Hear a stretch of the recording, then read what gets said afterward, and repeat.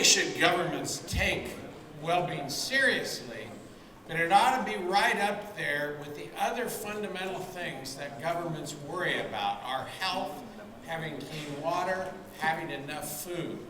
A lot of people think, okay, when we get economic development and we get rich and we have all those other material things, then we can start worrying about human happiness. I'm here to tell you, though, that human well-being is much more fundamental than that. It has to come in from the very beginning. It is equal in importance to those other things. And that's why governments have to take it seriously. So what do I mean by well-being?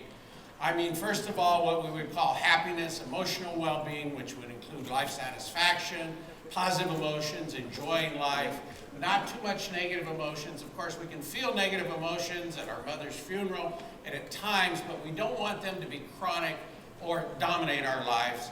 Things like optimism. And also what we call psychological or eudaimonic well-being, which would be mastery, having purpose in life, having close friends, as we heard about today, not being lonely, and so forth. So this is what I mean by well-being. And I want to tell you that it is a necessity, not a luxury. So let me first of all convince you of this by turning to the skeptics and some of those philosophers we heard about this morning saying, you know, only stupid people are happy. Or if you are happy, it'll make you stupid. There's a whole book in the United States, a very popular book, saying the United States has done all kinds of dumb things in the past 20 years because Americans are too happy. Or another group of psychologists and philosophers saying happiness is hedonism. It's like taking drugs. It's like getting drunk and having sex and shallow sex and so forth. That it isn't really a good thing. It's just hedonistic. And the real thing in life is meaning and purpose and achievement and so forth. I'm here to tell you that that is wrong, in part because in the last 15 years, I've been studying not just what causes happiness, but what happiness leads to. So what I found is surprising. I wasn't a true believer. When I started studying happiness, I was curious why some people, my parents were happy and other people weren't happy, but I didn't know if it was a good thing to be happy. Over the last 15 years, I have been amazed at the consistency of the evidence that shows that happiness leads to better health, for example. It's not just that health helps you be happy, but happiness actually increases your tendency to be healthy and to live longer. Happiness actually increases your work performance, your social relationships, your ability to be a good citizen, to help others, and so forth. Creativity and energy, the evidence is absolutely overwhelming that when you put people in a better mood, they become more creative and resilient. So let's talk about the evidence on each one of those things. So happiness and health. We know now that in general, happy people live longer. It's not a guarantee. It's like not smoking. Not smoking will help your health. But some people smoke and they live to be 90, and some people don't smoke and they die at 25. It's not a guarantee, but it increases the probability that you will live longer. Why is that? First of all, because it increases your cardiovascular health. We know not only that happy people have fewer strokes, if they have a heart attack, they're less likely to have another heart attack. And furthermore, we know now some of the fibrinogen and other blood factors that are leading to that pattern. We know that happiness helps immune strength. We look at it biologically. We expose people to viruses, flu viruses, for example, and see that happy people have a stronger immune response to them. In our own research, we've shown that inflammation, a bad pattern that's related to cardiovascular disease, inflammation is related to low life satisfaction. And we also know that happier people tend on average, and this is a pretty strong tendency, to do more healthy behaviors. Not smoke, not drink to excess, get exercise. For example, if you look at depressed people, very few of them exercise. If you look at happy people, lots of them exercise. In fact, we've done things on Twitter where you can look at what they Twitter about. Happy women, they're Twittering about their family and about religion and about exercising, right? These kinds of things. Happy people even wear seatbelts more, and in some studies, sunscreen more, although that one's a little more variable. So we know that happy people have better health and live longer. The first study that I really became familiar with this was the nun study. And this is a nice study because in this study they found, they got the happiness thing way back at 25 years old. And they started following the nuns at 75. How long did they live? The happy nuns compared to the unhappy nuns lived 10 years longer. A huge effect. Because think about it, all the nuns live in the same location, they live together, they have the same amount of wealth, they eat the same diets, etc. 10 years is a huge difference due to being a cheerful nun versus not. These are data that show that if you start following from England, if you start following people at age 50, and you have 4 groups in terms of enjoying life at age 50, over the next 10 years, those are months that we're following them, you can see the mortality rates of the yellow line. You see that's the group that enjoys life the most. The lowest mortality, the purple, the group that enjoys life the least. You can see at the end of 10 years, by age 60, there are very large and growing differences between the 4 groups who enjoy life and who don't. Okay, now let's turn to a new place where happiness helps you, and that's at work. It's not just that you get paid a lot and then you're a happier worker, but happier workers who come to work happy before they ever got to work are more likely to perform better, and companies with happier workers have a higher performance rate by about 6%. Huge difference in a competitive world. We used to talk to employees, CEOs. You say, I don't care if my workers are happy. They're not here to be happy. They can be happy on their own time. I just want them to work hard. Well, you better care if your workers are happy, because if you have happy workers, they're more likely to be creative, energetic, less turnover. Of course, they don't quit as much, so you have experienced workers. You don't have the expense of turnover. Less absenteeism. They don't get sick as much. They don't skip work, don't take unnecessary, and better citizens at work. What does that mean, better citizens at work? It means they do things that aren't required by their job, helping other workers and so forth. The evidence on this one is very strong, that happy workers have better citizenship behavior both in the job and also in their societies. Social relationships. Happy people, and again, the evidence is very strong. It's not just that marriage, that's a happy marriage, makes you happier, which of course it probably does, but it also goes in the other direction. What does that mean? That means that happy people at age 16, before they ever get married, are more likely to get married, stay married, not to get divorced, and rate their marriage as rewarding. So here we have a picture of my wife at 16. This is when we met. And we got married at age 20, so we've been together 54 years now. And when I looked at her, I thought, oh yeah, Carol's cute and she's smart, so I like her.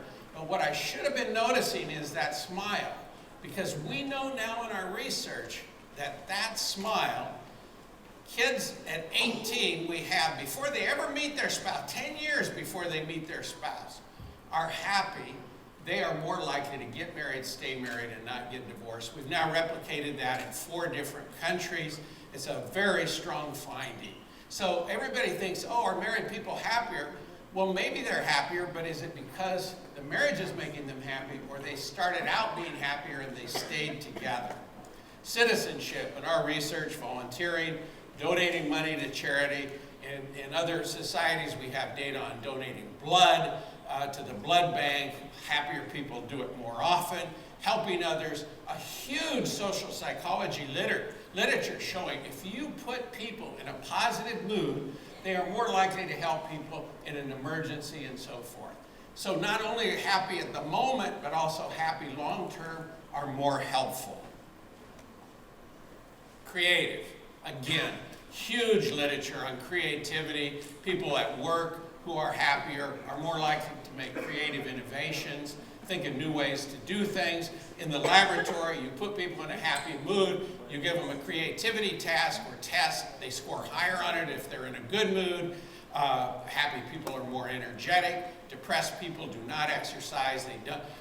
In one study, when they said to depressed people, what is it you would really like to do? They wanted to watch TV or eat or take a nap was the main one, right? Whereas if you ask happy people, what do they want to do? They want to read, they want to get active, they want to talk to other people, and so forth. Resilience. This is a new one, but we find, and others find, that happy people are more resilient. What makes people resilient? To bounce back, because all of us are going to have spouses die, children die, bad things to happen to us. That's something we know, that everybody in their life will have bad things, but some of us bounce back quickly and some of us bounce back slowly, and some don't even bounce back at all. But what we find is positive affect as a 14-year-old predicts your later resilience.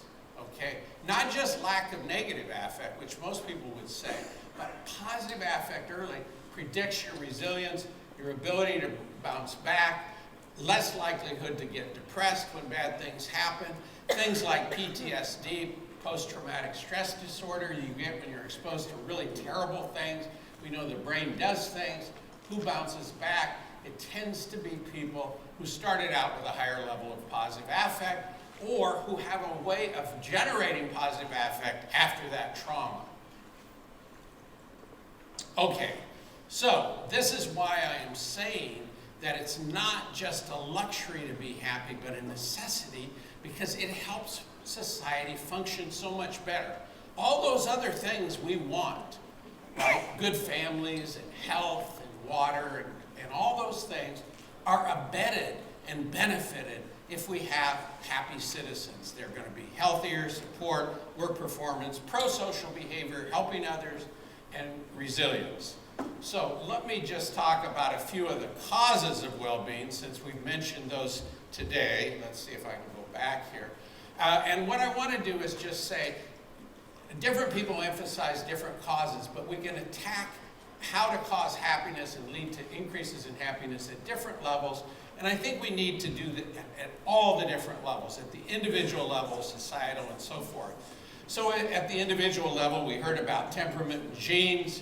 Of course, governments say we got to get food and water, and we know that from our research around the world, 166 countries. Having your basic needs met predicts well-being in all 166 countries. You have to have clean water, food, and shelter. It's going to help a lot toward life satisfaction.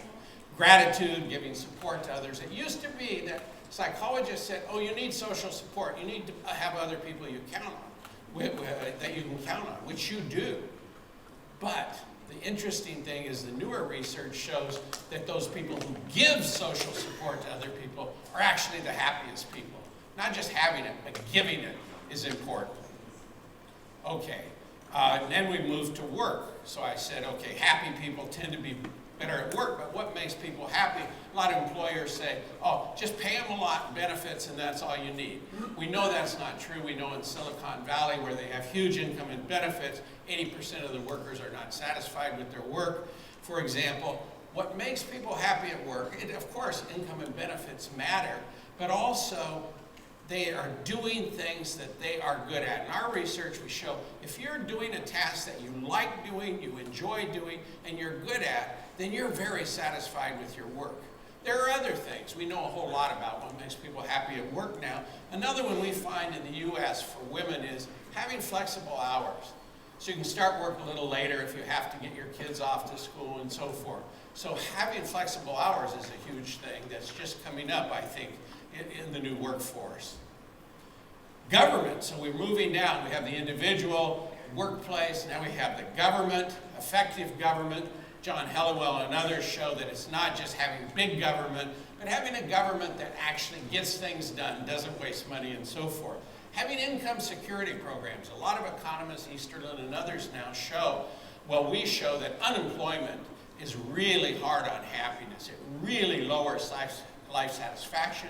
People are scarred by that experience. Even when they get a job back, their life satisfaction doesn't quite return to where it was before. Scarring, we call it.